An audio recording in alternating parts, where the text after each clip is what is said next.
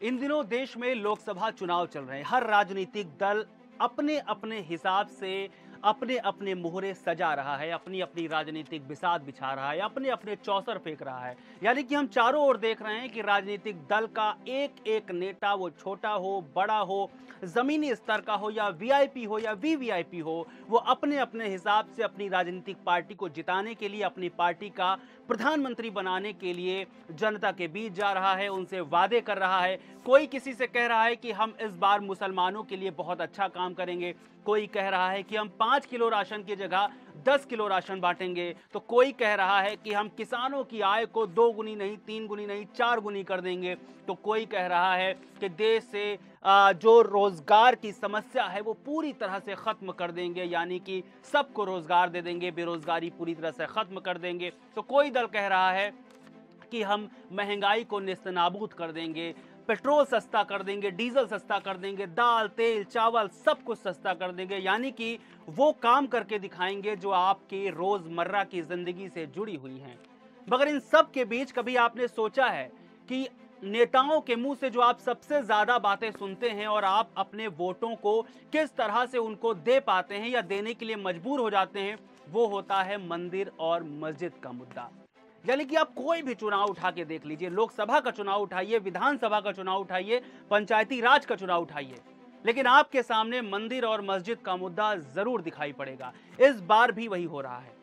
इस बार अभी तक बहुत शांत था, लेकिन असम से एक आवाज आती है, माफ कीजिएगा, असम के मुख्यमंत्री दिल्ली आते हैं, हर्ष मल्होत्रा, जो भारतीय जनता पार्टी के उम्मीदवार हैं, उनके समर्थन में आते हैं और बोल जाते हैं कि अगर 400 सीटें हमारी आई तो हम मथुरा में ज्ञानवापी की जगह मंदिर बनवा के देंगे।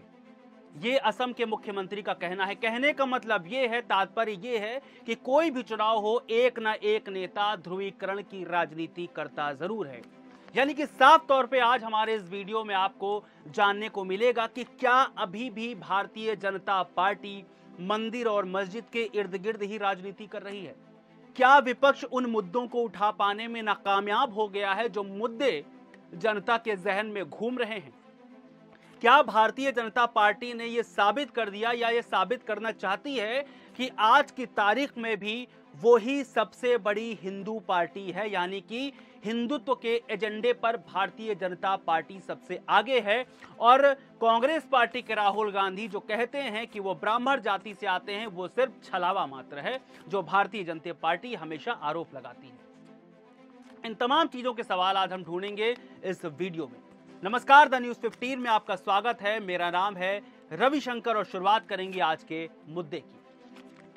आज के मुद्दे में सबसे बड़ी बात जो हमने आपको इंट्रोडक्शन दिया कि मंदिर और मस्जिद का, हमारा कहना यह है कि मंदिर हो या मस्जिद हो, उसके बारे में चीजें तय करने का अधिकार किसे है?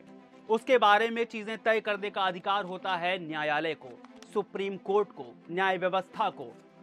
इसमें नेताओं की कितनी बड़ी अहमियत होती है, कितनी बड़ी भागीदारी होती है, यह आपको समझना इसलिए बेहद जरूरी है क्योंकि जब कोई चुनाव आते हैं, कोई भी चुनाव आते हैं, तो एक नेता निकल करके आता है। वो आपके पानी को लेकर के, आपके रोजगार को लेकर के, आपकी महंगाई को लेकर के, आपके बच्चों की शिक्षा को लेकर के, आपके घर में बुजुर्गों को लेकर के या जो बीमार होंगे उनको लेकर के स्वास्थ्य की बात नहीं करता। वो कहता है कि हम आपके लिए बेहतर मंदिर बनवा देंगे या बेहतर मस्जिद बनवा देंगे। और इन सब के बीच वो दरअसल ये काम भी नहीं करता कि आपके लिए मंदिर या मस्जिद बेहतर बनवा दे। वो दरअसल इन चीजों के जरिए वोट बटोरने की कोशिश करता है, जो हिमंता बिस्वा शर्मा असम के मुख्यमंत्री ने एक बयान देकर किया है। उनका क्रिटिसिज्म कर रहा हूं इसलिए क्योंकि उन्हीं के बरक्स, उन्हीं की पार्टी के योगी आदित्यनाथ जो उत्तर प्रदेश से मुख्यमंत्री हैं, उन्होंने भी कहा कि हम अगर सत्ता में दोबारा आते हैं तो हम ब्रज की तैयारी में हैं, यानी कि ब्रज में एक अच्छा मंदिर स्थापित करेंगे, वहां पर हम लड़ाई लड़ेंगे। लेकिन उन्होंने कानूनी तौर पर व्यवस्था करने की बात कही है, ना कि उन्होंने सीधे तौर पर यह कहा है कि आप हमें 400 सीटें इसलिए दीजिए ताकि हम मस्जिद की जगह पर मंदिर बनवा दें। यानी कि यह चुनाव लड़ने का कोई तरीका नहीं हुआ। अब यहां से सवाल ये खड़े हो जाते हैं कि क्या इतनी आसानी से कोई भी बयान देकर चला जाता है और जनता इसमें इन्वॉल्व हो जाती है? तो इसके लिए हमें सबसे पहले एक चीज पर ध्यान देना होगा जो 1991 में लागू हुआ था, प्लेस ऑफ वर्शिप एक्ट। इस एक्ट को तत्कालीन प्रधानमंत्री पीवी नरसिम्हा राव ने लागू किया था, तब जब अयोध्या यानी कि राम मंदिर का मामला बेहद गर्म था। उस वक्त यह कानून पारित किया गया था और इस कानून में यह कहा गया था कि 15 अगस्त 1947 के बाद जितने भी धार्मिक स्थल हैं, वो चाहे मंदिर हो, मस्जिद हो, गिरजाघर हो या फिर गुरुद्वारा हो, वो जस के तस रहेंगे। यानी कि ना आप उनकी पूजा पद्धति को बदल सकते हैं, ना वहां पर आप अगर कहीं पर मूर्ति है तो आप उसे हटा करके आप अपना तहखाना बना सकते हैं, ना या फिर कहीं पर तहखाना हो तो उसकी जगह पर आप मूर्ति रख सकते हैं। इस वर्शिप एक्ट में इन तमाम चीजों का खंडन किया गया है और ऐसा करने पर 3 साल की सजा और जुर्माना की भी बात रखी गई है। यानी कि 1991 वर्शिप एक्ट के हिसाब से किसी भी मंदिर मस्जिद को लेकर के ऐसा कुछ नहीं किया जा सकता। हालांकि अयोध्या को इससे अलग रखा गया है क्योंकि यह मुद्दा उससे पहले से चल रहा था।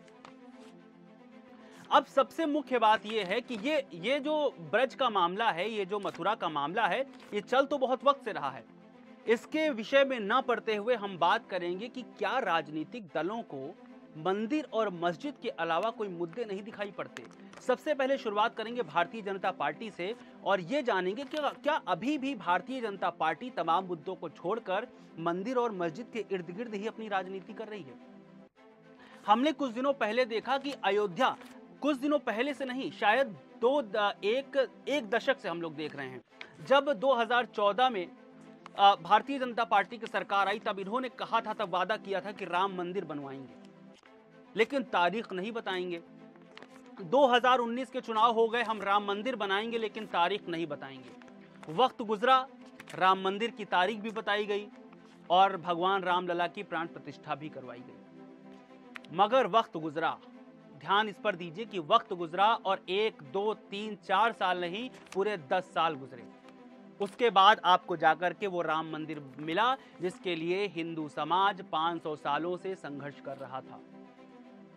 यानी कि राजनीतिक दल जो आपसे कहते हैं, जिस वक्त कहते हैं, वो उस वक्त सिर्फ अपनी बात को कहते हैं, लेकिन उस बात को इंप्लीमेंट कितना करेंगे उन सालों का अंदाजा आप नहीं लगा सकते। इसी तरह से राम मंदिर के साथ हुआ है और राम मंदिर एक लंबे वक्त के बाद बना। यानी हम ये बात कह सकते हैं कि ठीक जब चुनाव आते हैं तो उससे पहले मंदिर और मस्जिद की बात की जाती है। इसका फायदा हमें मिलता हुआ देश में दिखाई भी पड़ा कि किस तरह से भारतीय जनता पार्टी एक प्रचंड जीत के साथ बार बार सत्ता में आ रही है और इस बार फिर से उम्मीद जताई जा रही है कि भारतीय जनता पार्टी सत्ता में वापसी करेगी क्योंकि उसने राम मंदिर बनवा के जनता को दिया है। और अगर आप अयोध्या जाएंगे, और यहां तक तो फैजाबाद और अयोध्या जो 2 अलग अलग हिस्से हुआ करते थे, पूरे फैजाबाद का नाम भी अयोध्या ही कर दिया गया है। कहने का मतलब यह है कि अयोध्या जो अभी फैजाबाद लोकसभा सीट के नाम से जाना जाता है, वहां पर भारतीय जनता पार्टी का आना लगभग तय है और इसकी वजह है राम मंदिर की स्थापना, भगवान राम की प्राण प्रतिष्ठा। इसी तरह से, ठीक इसी तरह से जो हिमंत बिस्वा शर्मा का एक बयान है कि जब हमारी सरकार सत्ता में आएगी, लेकिन उन्होंने ये बात नहीं कही कि जब हमारी सरकार सत्ता में आएगी, उन्होंने कहा कि आप हमें 400 सीटें दीजिए ताकि हम इतनी पावर में हों कि मथुरा में ज्ञानवापी पर मंदिर का निर्माण किया जा सके। अब यहां पर सवाल यह भी खड़ा होता है कि हिमंत बिस्वा शर्मा अगर ऐसा बयान देते हैं तो उनके पीछे की मंशा क्या है। साफ तौर पर उनको राम मंदिर दिखाई दिया और दिखाई दिया कि हमें कैसा उसका नतीजा देखने को मिला और हिमंत बिस्वा शर्मा यही चाह रहे हैं कि अगर हम मथुरा को लेकर के ऐसी बातें रखेंगे तो हो सकता है एक बार फिर से हमें ऐसा फायदा मिलता हुआ दिखाई पड़े। लेकिन सवाल खड़ा होता है यहां पर कि क्या राजनीतिक दल जो विपक्ष में हैं वो इन चीजों को नहीं सुन रहे हैं या उन लोगों को ये चीजें नहीं दिखाई पड़ रही, या फिर वो जनता की भावनाओं को उस लिहाज से नहीं समझ पा रहे हैं जिस क्राइटेरिया में हिंदू धर्म फिट बैठता है। यानी कि हिमंता बिस्वा शर्मा, भारतीय जनता पार्टी के नेता, बार बार ये समझ जाते हैं कि मथुरा की हमें बात करनी है, हमें अयोध्या की बात करनी है, हमें काशी की बात करनी है, और यही बात नहीं समझ पाती है कांग्रेस पार्टी, समाजवादी पार्टी। यहां तक तो कांग्रेस पार्टी या समाजवादी पार्टी की हम बात करें तो उनके सबसे बड़े नेता दिवंगत मुलायम सिंह यादव जैसे नेता वो किस तरह की बात कर जाते हैं और उनका कितना अहम रोल रहा था जब बाबरी मस्जिद को लेकर के एक संघर्ष किया जा रहा था, एक लड़ाई लड़ी जा रही थी, माफ कीजिएगा, राम मंदिर को लेकर के, तब उनका नाम काफी काले अक्षरों में लिखा जाता है इसके लिए। लेकिन उसके बरक्स उसी जगह पर भारतीय जनता पार्टी अपने आप को सुपीरियर साबित कर देती है और उसे जनता चुन करके सत्ता में वापस भेज देती है। यानी कि हिमंता विश्व शर्मा के बयान से यह साफ तौर पर जाहिर है कि अगर हम 400 सीटें लेकर के आ जाएंगे, हम पार्लियामेंट में एक कानून अपने दम पर ऐसा पास कर सकते हैं कि हम मथुरा में ज्ञानवापी की जगह एक बढ़िया सा मंदिर बनवा सकें। यह हिमंता विश्व शर्मा की बातों का मतलब हो सकता है। लेकिन यहां पर एक सवाल यह बड़ा खड़ा होता है कि भाई जिस तरह से विपक्ष है, विपक्ष इन मामलों में कभी भी आगे आते दिखाई नहीं देता है। क्योंकि जब राम मंदिर का निर्माण हो रहा था, जब भगवान राम की प्राण प्रतिष्ठा हो रही थी, तब साफ तौर पे कांग्रेस को, समाजवादी पार्टी को, बाकी अन्य दलों को, जो भारतीय जनता पार्टी या यूं कहें कि एनडीए के घटक दल नहीं थे, उनको न्योता गया, लेकिन वो इसमें शामिल नहीं हुए। जबकि हमें याद करना चाहिए कि राजीव गांधी ने अपने लोकसभा चुनाव के लिए जो अपनी शुरुआत करी थी, कैंपेन की, वो अयोध्या से की थी, जबकि आज तक किसी मंत्री ने या किसी प्रधानमंत्री ने वहां से अपनी कैंपेन की शुरुआत नहीं करी है।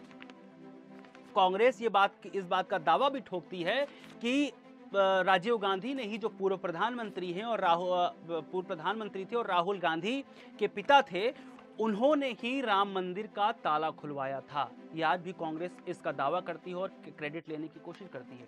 लेकिन भारतीय जनता पार्टी कहीं ना कहीं इस बात को दबा करके और अपनी बातों को ऊपर रखने में कामयाब हो जाती है, क्योंकि शायद वो इन सब चीजों को लेकर के ठीक तरह से राजनीति करने में सक्षम हैं और विपक्ष सक्षम नहीं है।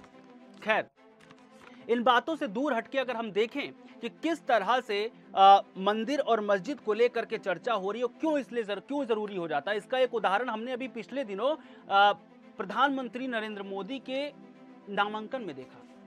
वो नामांकन तो करने गए, लेकिन वो कितना भव्य कार्यक्रम हुआ काशी में। 2 दिन से वहां पर डटे रहे, उन्होंने काल भैरव के दर्शन किए, वो क्रूज से गए, उन्होंने मां गंगा की आरती की, उन्होंने सरस्वती माता की पूजा की, यानी कि पूरे विधि विधान से मंत्रोच्चारण के साथ उन्होंने अपना नामांकन दाखिल किया। इससे ये समझ में आता है कि हिंदुस्तान के भीतर हिंदुओं का वोट अगर पाना है, जो बहुसंख्यक में है, तो आपको मंदिर की राजनीति करनी होगी, जिसमें फिलहाल विपक्ष फेल दिखाई पड़ रहा है। और इसे राजनीति कहिए या इसे बेहतरी कहिए, क्योंकि अगर राम मंदिर की बात हुई थी, तो राम मंदिर को अगर बनवाया गया तो नरेंद्र मोदी की सरकार में बनवाया गया।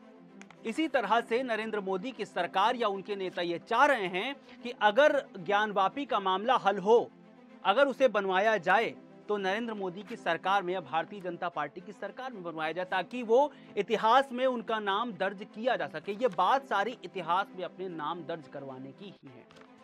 जिस तरह से बड़े बड़े प्रधानमंत्रियों के नाम दर्ज किए गए, लाल बहादुर शास्त्री के, जवाहरलाल नेहरू के, इंदिरा गांधी के, या जो पूर्व स्वतंत्रता सेनानी थे उनके नाम दर्ज किए गए, इसी तरह से हर शख्स, हर राजनीतिक दल और उनका बड़ा नेता अपना नाम दर्ज करवाना चाहता है इतिहास में। यही वजह है कि हिमंता बिश्वा शर्मा इस तरह का बयान दे रहे हैं। और सिर्फ हिमंता बिश्वा शर्मा नहीं, योगी आदित्यनाथ जो उत्तर प्रदेश के मुख्यमंत्री हैं, वो जब से चुनावी कैंपेन उन्होंने शुरू किया है, तब से वो लगातार ये बोल रहे हैं कि काशी और अयोध्या का तो सपना लगभग पूरा हो गया, लेकिन अब ब्रज भूमि की बारी है।